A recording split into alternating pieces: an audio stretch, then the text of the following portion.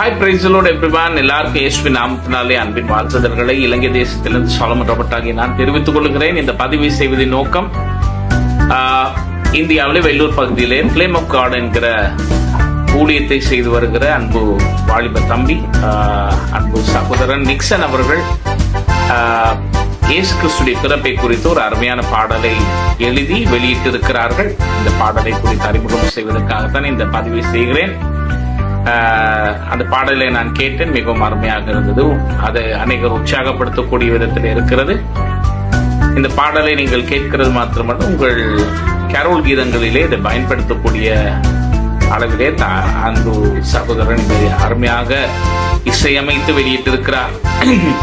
அவர் India தேசத்தின் பல பகுதிகளிலும் இலங்கை தேசத்திலும் இந்த தன்னுடைய ஃபிளேம் ஆஃப் காட் என்கிற தலைப்பிலே இந்த ஊழியத்தை அவர் நடத்தி வருகிறார்.